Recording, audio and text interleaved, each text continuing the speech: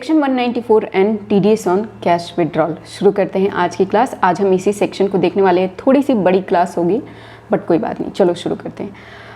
एक इसका ओवरव्यू देती हूँ। देखो क्या होता है, गवर्नमेंट उन लोगों को रेगुलेट करना चाहती थी जो लोग बहुत हैवी अमाउंट में कैश विड्रॉ कर रहे हैं। जब मैं बोल रही हूँ हैवी अमाउंट, इसका मतलब हुआ ₹1 करोड़ और मोर।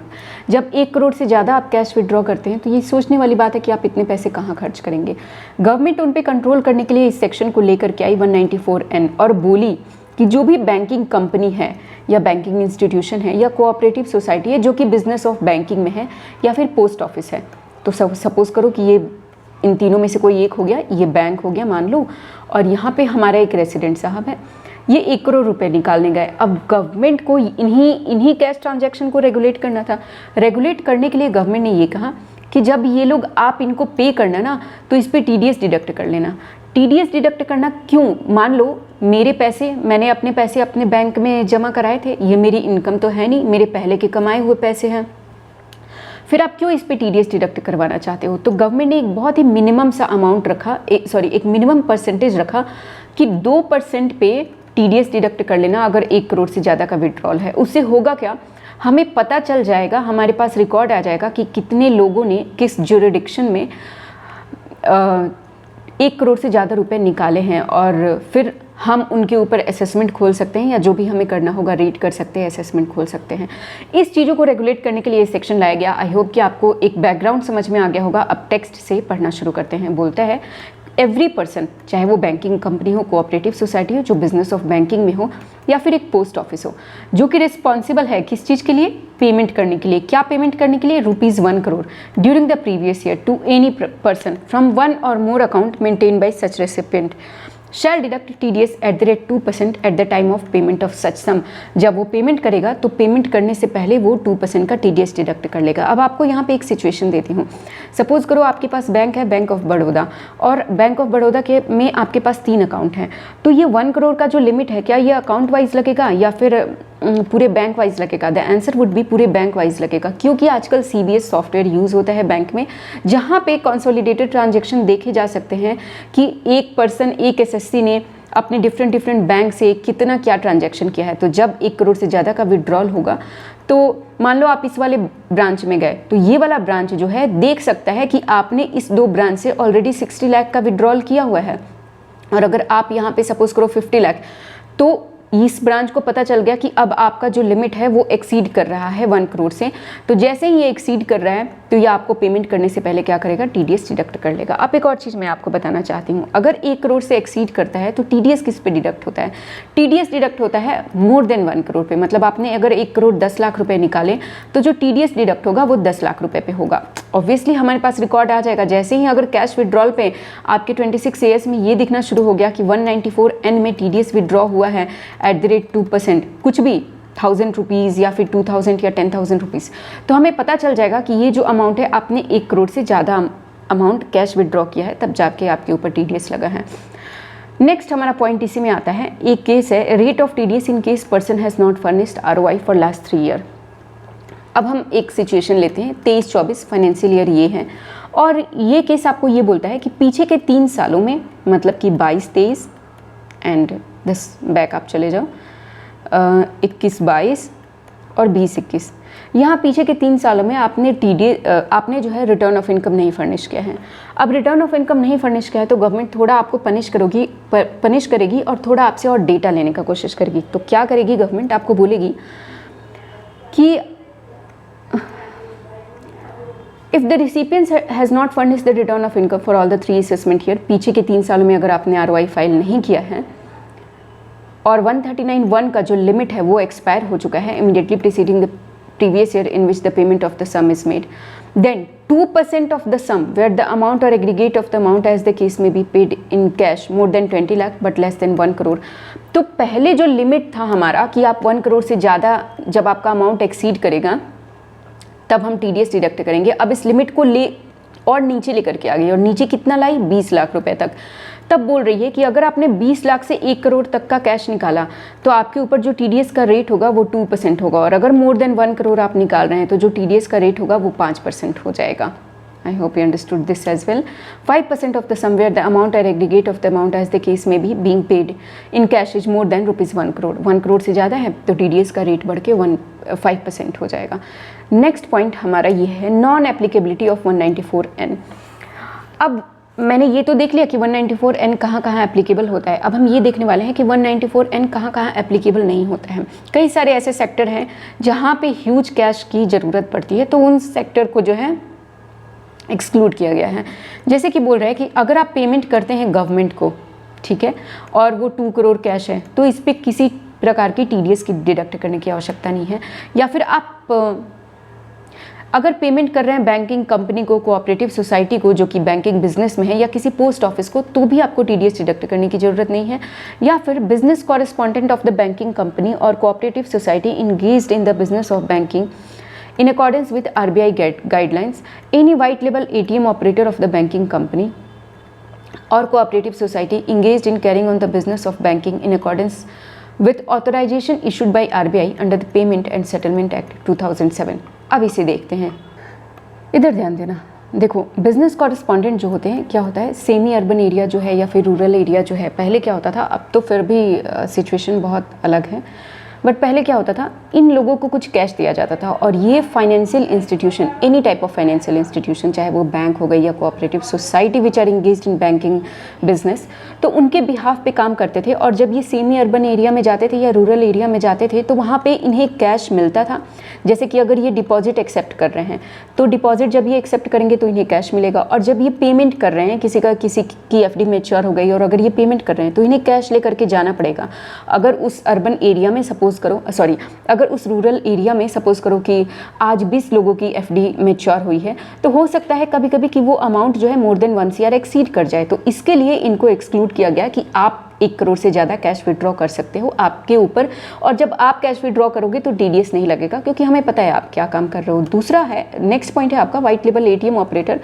इनका कन्वेंशनल वे ऑफ बिजनेस क्या होता था कि ये उसके लिए रिस्पॉन्सिबल होते थे जो ATMs होते हैं उनमें पैसे डालना. आप देखते होंगे वो एक थर्ड पार्टी होती है, नॉट बैंक, एक थर्ड पार्टी होती है. जब ATM को क्लोज करके उसमें रिक्वायर ऑफ फंड की ATM से ऑन एन एवरेज कितने पैसे निकाले जा रहे हैं उसको देख करके और उतने पैसे डाले जाते हैं, फिर थोड़ी देर बाद वो ATM खोल दिया जाता है. तो इसलिए ये लोग कैश अपने साथ लेकर के घूमते हैं और इनके पास उस तरीके का काम है जहाँ पे ये 1 करोड़ से ज़्यादा कैश लेकर के इनको घूमना पड़ता है, क्योंकि ये सिर्फ एक ATM को डील नहीं कर रहे होते, ये एक साथ ऑन ए डेली बेसिस ये 10-12 ATM को डील कर रहे होते हैं. तो इनके पास 1 करोड़ से ज़्यादा लिमिट एक्सीड होती है जनरली. सो इसलिए ये 4-5 लोगों को जो है, 4 लोगों को, गवर्नमेंट को, बैंकिंग कंपनी को अगर आप पेमेंट कर रहे हो तो बिजनेस कॉरेस्पॉन्डेंट को और वाइट लेबल ATM ऑपरेटर को, इनको एक्सक्लूड किया गया कि अगर इनको पेमेंट हो रही है तो आप TDS डिडक्ट मत कर लेना. और आगे बढ़ते हैं. अब हम आगे, हमारा पॉइंट है कि central government has after consultation with RBI has specified the following cases where 194N will not get attracted. मतलब कि नॉन एप्लीकेबिलिटी की बात हो रही है यहाँ पे. जैसे मैंने आपको बताया वाइट लेबल ATM ऑपरेटर की बात है, सबसे पहला तो यही हो गया, वाइट लेबल ATM ऑपरेटर. तो ये केस हम ऑलरेडी डील कर चुके हैं. दूसरा है आपका commission agent of trader operating under agricultural produce market committee. अब APMC क्या होता है, कई सारे स्टेट्स हैं इंडिया में जो कि प्राइमरीली जो उनका बिजनेस है वो एग्रीकल्चरल बेस्ड है. और उन बिजनेसेस में क्या होता है, मैं अभी की बात नहीं कर रही हूँ, right now situation is different. जब ये सेक्शन आया था और आज से अगर आप 6-7 साल पहले इमेजिन करो सिचुएशन, तो जो एग्रीकल्चरल से रिलेटेड स्पेसिफिकली चीज़ें होती थी वो कैश बेस्ड होती थी. और कैश बेस्ड होती थी तो ये बोला गया कि जो कमीशन एजेंट है या जो ट्रेडर है जो किसानों से मान लो अनाज खरीद के ला रहा है या फिर उनको किसी चीज़ के लिए पेमेंट दे रहा है, मंडी में जा रहा है, तो उनके लिए बोला गया कि आप कैश विड्रॉ कर लेना 1 करोड़ से ज़्यादा. लेकिन आपको क्या करना पड़ेगा, आपको हम एग्जेम्प्ट कर रहे हैं कि आपके ऊपर हम TDS नहीं डिडक्ट करेंगे, आप कैश विड्रॉ कर लेना, आपका नेचर ऑफ बिजनेस ऐसा है. लेकिन आपको इंटीमेट करना पड़ेगा बैंकिंग कंपनी या कोऑपरेटिव सोसाइटी या पोस्ट ऑफिस जहाँ से भी आप निकाल रहे हो कैश. क्या इंटीमेट करना पड़ेगा, his account number through which he wishes to withdraw cash in excess of ₹1 crore in the previous year. आप पहले वो अकाउंट नंबर बताओ जहाँ से आप विड्रॉ करना चाहते हो. आप अपना पैन दो and detail of the previous year also, आप पिछले साल की अपनी डिटेल दो. Also he should certify to the banking company और कोऑपरेटिव सोसाइटी और post office that the withdrawal of cash from the account is in excess of 1 crore during the PY is for purpose of making payment to the farmer on account of purchase of agricultural produce। कि ये जो 1 करोड़ से ज़्यादा मैंने cash निकाला है इसका मैं और कोई इस्तेमाल नहीं करने वाला हूँ, सिर्फ एक ही काम आएगा, किसको, मैं अपने फार्मर्स को पेमेंट करने वाला हूँ for the purpose of agricultural produce. मैं उनसे जो एग्रीकल्चरल प्रोड्यूस खरीद रहा हूँ उसके लिए मैं उसको पेमेंट करूँगा। आगे बोलता है बैंकिंग कंपनी, कोऑपरेटिव सोसाइटी और पोस्ट ऑफिस को खुद भी ये इंश्योर करना पड़ेगा कि उसने जो पैन बताया वो एकदम करेक्ट पैन है।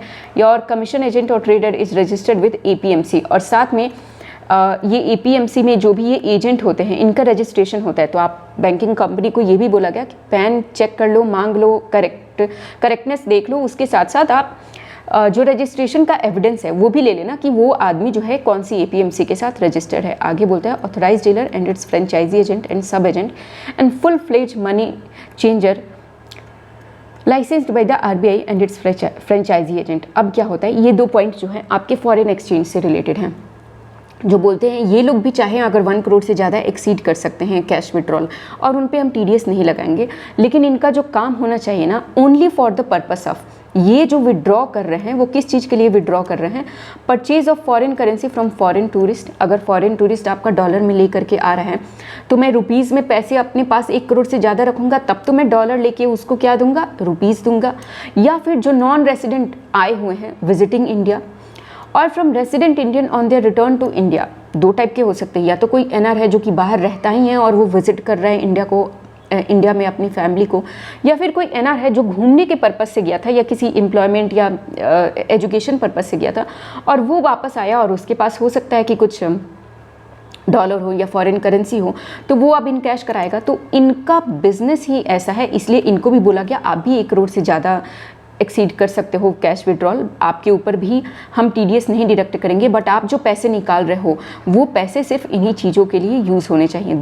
दूसरा केस है आपका disbursement of inward remittance to the recipient beneficiary in India in cash under money transfer service scheme. अब क्या होता है, आपने देखा होगा जो भी लोग गल्फ कंट्रीज़ में काम करते हैं या फिर बाहर काम करते हैं, वो लोग अक्सर अपनी फैमिलीज़ के लिए पैसे भिजवाते हैं, और वो पैसे भिजवाते हैं तो कुछ पर्टिकुलर एजेंट होते हैं जिनके पास उनकी फैमिली जाती है और जा करके बोलती है कि मेरे घर वाले ने पैसे भिजवाए हैं, मुझे इतना कैश दे दो। अब वो पैसे भिजवाते हैं ना, वो रुपीज़ में नहीं होते, वो किसी और करेंसी में आ रहे होते हैं। तो इनको जो है अपने पास कैश रखना पड़ता है ताकि जब उनके घर वाले आएँ तो वो उनको कैश ये डिसबर्स कर सके, कैश दे सके। जो उनको इनवर्ड रेमिटेंस आया है बाहर से, उसके अगेंस्ट जब वो रुपीज़ देंगे तो उसके लिए भी उन्हें अपने पास कैश रखना पड़ता है। अब मैंने आपको 2 चीज़ें तो बता दूँ, ये कंडीशन बता दी कि आप जो कैश निकाल रहे हैं वो इन्हीं चीज़ों के लिए यूज़ होना चाहिए। लेकिन आप जब बैंक के पास जाएंगे निकालने के लिए तो बैंक ये कैसे इंश्योर करेगा? आपने कह दिया कि मैं इन्हीं चीज़ों के लिए यूज़ करूँगा, तो ऐसा तो नहीं है कि बैंक विश्वास कर लेगा।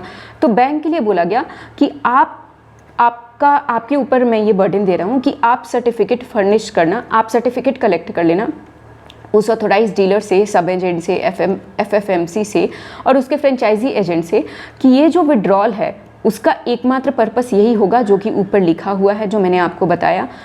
And the direction issued by RBI have been adhere to. और उसमें ये जैसे कई बार आप फॉर्म फिल करते हैं तो लास्ट में एक बॉक्स आता है जहाँ पे ये आप टिक करते हैं।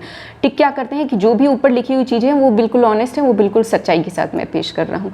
तो आपको ऐसे ही उनसे एक क्लेम करवा लेना है कि ये जो पर्पस है स्पेसिफाइड अबव, और जो मैं कैश निकाल रहा हूँ वो तो वही पर्पस के लिए यूज़ होगा और इसके साथ साथ मैं RBI की गाइडलाइंस को फॉलो कर रहा हूँ। So for the purpose of section 194N एक लास्ट पार्ट और है, हम देख लेते हैं ये क्या बोलता है आपको। Credit for tax deducted at source shall be given to the person from whose account tax is deducted and paid to central government account for their assessment year relevant to the previous year in which such tax deduction is made. अब मैंने आपको शुरू में जब मैं ये section पढ़ा रही थी तब मैंने कहा कि यार मैं ये पैसे अपने अकाउंट में रखी थी, ये पैसे जब मैंने कमाए होंगे तब मैं ऑलरेडी गवर्नमेंट को टैक्स दे चुकी हूँ। अब यहाँ पे गवर्नमेंट फिर से मुझे TDS डिडक्ट करवा रही है, फिर से टैक्स लेके क्या? The answer would be no. Government सिर्फ अपने पास एक रिकॉर्ड रखना चाहती है जिसके लिए वो एक माइनर अमाउंट 2%, 5% एक माइनर परसेंटेज पे TDS डिडक्ट करती है, बट पर्पस उसका TDS डिडक्ट करना नहीं होता है, पर्पस उसका होता है रिकॉर्ड कलेक्ट करना। और लास्ट लास्ट पॉइंट आपको यही बोल रहा है कि ये जो TDS हमने डिडक्ट कर लिया, इसका हम आपको क्रेडिट भी दे देंगे बाद में। अगर आपका TDS पेबल, टैक्स पेबल आ रहा है तो आप इस क्रेडिट को यूटिलाइज कर लो, नहीं तो आपके पास रिफंड आ जाएगा। दोनों ही चीज़ें आपके पास अवेलेबल हैं। So this was all about your section 194M। I hope you understood this, sorry 194N। I hope कि आपको ये समझ में आ गया होगा। और yes, this is all about this class and I will see you in my